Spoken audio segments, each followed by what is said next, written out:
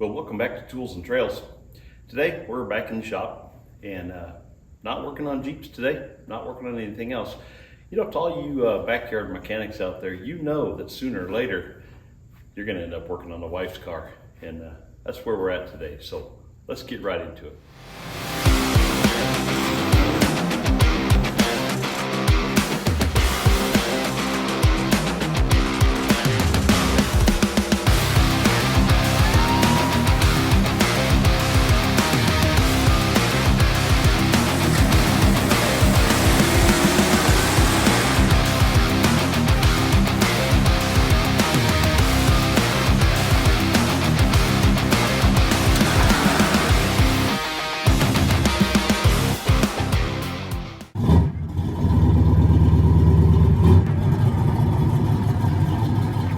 Well, that's right. We're working on the mom vehicle today, and got a 2017 Ford Expedition. Got the EcoBoost 6-cylinder twin turbos. She's a racer. I'll tell you, pretty quick. Anyway, 133,000 miles. Been a great rig, but just had the check engine light come on here the other day, and so she's popping a code, and so we're going to see what that's all about and see if we can't get it fixed. So one thing I'm going to recommend, you know, before we get started, most of you guys really need to pick up a scanner, Diagnostics tool that can, you know, you can plug into your OBD2 port on your vehicle. Anything after 1996, you really need one of these to kind of do any kind of diagnostics, but get one that also does the status. You know, it'll do the instant readout, so you know exactly what's going on. All your sensors will show exactly what they're doing at all times. So that's what you want. You can pick these things up for 50 bucks or so. A lot of times you can get them on your phone. So super handy tool to have. And there's our OBD2 port right there. So we're just gonna take the tool and just plug that in right there. Get it in there nice and solid so you got it all connected. And then this is just gonna automatically come up on the screen of what we want to do. So we're gonna just enter through here. I'm gonna go ahead and do a scan for the codes. Let's see. I want to read the codes, check on the current ones, and there's our culprit, a P0131 code, which is the O2 sensor circuit low voltage bank 1 and sensor 1. So we got to monitor that a little bit to find out what that means. So this could be a few different things, but it's likely pointing to that particular O2 sensor. But I want to check it out, and I can show you here just real quick by doing the monitoring on the scanner to tell if it's bad or not. So this particular diagnostic tool has a section where I can just test the O2 sensor. So I want to just do that. So bank 1, sensor 1, that was the one that came up on the code. So I'm just gonna enter that one. We'll pick that. And that tells me down here at the bottom, it says it passes, okay? And it fits within the minimum limits. We'll check this. This also says that it passes, okay? But I'm clearly getting a code from that O2 sensor, so we need to check something else. So I'm gonna go back, and I'm gonna go ahead and start the car here. And what I want to look at is I'm going to try the data stream. So this is going to tell me just real time of what I'm looking at, and I want to just select certain items. I don't need to look at everything. I know it's we're zeroing in on the O2 sensor, so I'm just going to look at that stuff. So I can select. I'm going to scroll down here.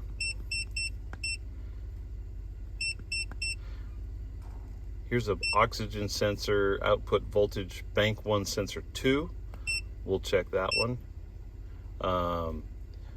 Oxygen sensor output bank 2 sensor 2. We'll do that one. We'll go down here a little bit more. Here is oxygen sensor current bank 1 sensor 1. We'll check that one. and bank 2, sensor 2. So we're just going to do those. Okay. So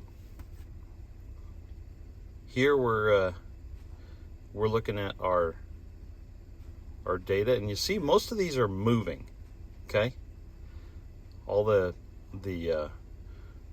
voltages and the milliamps, they change and they fluctuate. And what's happening is the O2 sensor measures the gases coming out of the engine, okay, both in front of and at the back of the catalytic converter, okay, and then they send signals back to the computer, which will adjust your fuel ratios and your timing or whatever, and help make your engine run the most efficient.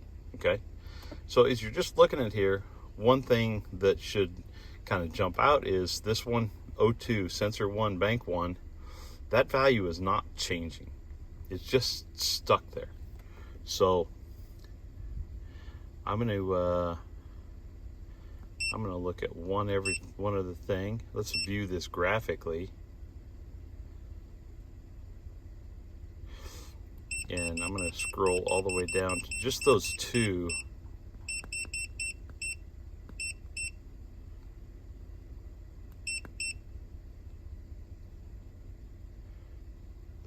Here we are. Bank 1 sensor 1, bank 1 sensor 2. Okay. Now this is giving us a graph.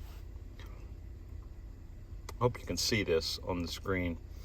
You'll see the green line, that's bank 2 sensor 1. That's moving all over the place, right? That's fluctuating, that's doing what it's supposed to do. Bank 1 sensor 1 is just constant. You just see that red line just straight across the screen. That's not correct. So I think what's going on here is that sensor is bad, and so our next step here is to go ahead and see if we can't get in there and pull it out and get it changed. Okay, first thing we're going to do is unhook the battery. I like to just, especially when we're doing, a lot of people do this no matter what they're doing with mechanicals, and that's fine. But especially relative to sensors and computer stuff and whatnot, it's generally a good practice to just take this off, you know, get it out of the way. That way when you put the new one in, you'll hook that back up and it just kind of resets everything. So that's unhooked. Now we're going to crawl underneath. Okay, we found the sensor. I don't know if you can see it, just past that bolt right there, that flange on the exhaust. So it's kind of hard to get to, so I'm going to kind of back out.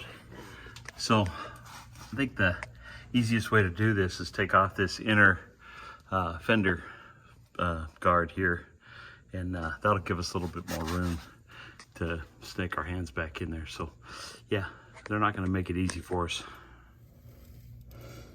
Okay, well, we have a lot better access now. There's the sensor. Gonna move over here a little bit. We can get to that, but you see the wire just goes off into nowhere there, and I haven't found the end yet. So I think what we're gonna have to do, there's this pan under here that we're gonna have to probably take off. This, you know, it's just kind of a composite cardboard thing. I'm hoping that allows me then to reach up over the side and get to the plug. So that's what we'll do next. All right, I was able to get to this from the bottom, and it's probably better. You can see the O2 sensor right there, kind of wire coming across. You got to pull it out of the harness, and then we get to the plug right here. So I just got to figure out how to get this plug undone, and then go from there. So, and then I think it's going to be easier to get to the O2 sensor from the bottom here as opposed to the side. Some of the videos I saw actually said to do the pull that fender well out. Probably didn't need to do that necessarily. So anyway, we'll see where we can get this thing off. Well, as it turns out, yeah, I had to go in the fender well after all to get the O2 sensor wrench on there, and get some leverage. This thing is super, super tight in there. You just have no room. I barely even got the socket on the O2 sensor. So yeah, you need a swivel. I'll show you what once I get it out here, but man, this thing is tight. All right, old unit right here, kind of all cruddy and whatnot. Okay, new one here. I got this Bosch piece from O'Reilly, pretty much a direct replacement. So this is not where you save money. Okay, sensors on your vehicle, get the good stuff. Do not try to save money and go cheap. You will be replacing it again. So this one I think is pretty good. They had probably some better ones, but they weren't in stock. So I just picked up the Bosch. So we're gonna go back into that one. Okay, got the new one put in. I don't know if you can see it up in there, but back up. Let's see, there it is. Kind of where my finger's at in there. But I'm gonna go ahead and start it and run it and make sure that that's got it fixed. And we'll go from there. Then we'll put the shrouds and stuff back on. But whew, kind of tough. That's in a tight spot. Yeah. All right, so I still have my 0131 code here.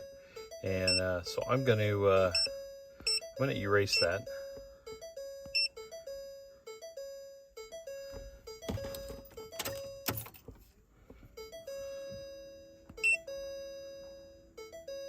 Okay, that has been cleared. Now what I want to do, I'm going to do this data stream again.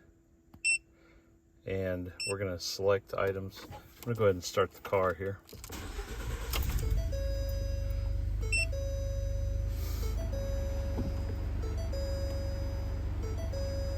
And let's see, I wanted to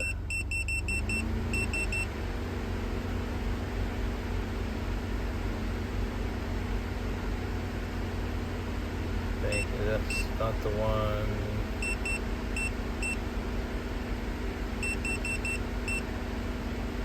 Here we go. Oxygen sensor current. We'll just do those two. There, see, those are moving like they should.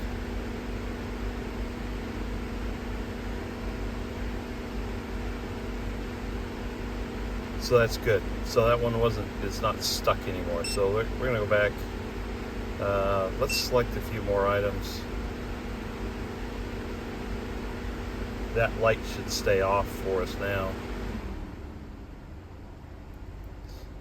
Actually, let's just do this. Let's just view all items.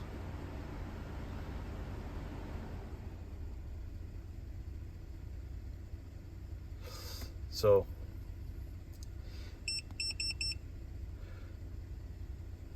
short-term fuel trim, that fluctuates like it's supposed to. Long-term is holding. Short-term on 2, that's doing about the same thing. Long-term on 2, that's different than the first. I think that'll probably even itself out once those two sensors get going. So here's oxygen sensor, bank 1, sensor 2. That's the back one behind the cat. It's moving just like the other side is, bank 2, sensor 2. So that's good. Let's go on down. Here's the O2 sensor that I changed. Sensor 1, bank 1. Bank 1, sensor 1, I should say. And that's fluctuating now like it's supposed to. Okay. Bank 2, sensor 1, that's also moving like it's supposed to. So those will just fluctuate constantly. So that's a good thing. So hopefully we've got the code taken care of. It's not going to come on again. Car should run a little bit better. Doesn't put so much strain on the computer to try to keep things fixed all the time. So hopefully that does it. Whew. Well, we got her done. Not easy, I'm not gonna lie to you. You know, it's really not a difficult process, but this vehicle, that O2 sensor is in a really, really tough place to get to, especially when you got kind of big hands and arms. It's just really tight. And even just getting the wrench on it to just get it broke loose, super, super odd angle. So a couple things you're gonna just have to have. One, you know, the scanning tool. Make sure you get one of these that's got the readout or the monitoring status, so you can, you know, kind of watch things. This one's even got just kind of a little graph. Again, not expensive, just no reason to not have one of these really. So you can do so much of your own work with one of these. So definitely get one of these.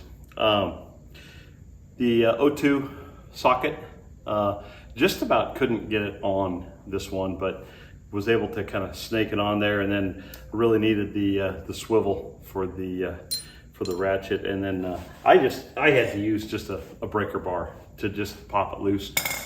That way, that was about the only way I could get some leverage on it and get her opened up. So anyway, should be good to go. I think just idling it just a little bit there, I could just even tell it was a lot smoother than it was before. So I think that's going to make a big difference. It's just sending the right signals back to the computer. So now all your air fuel mixtures and everything should be pretty consistent.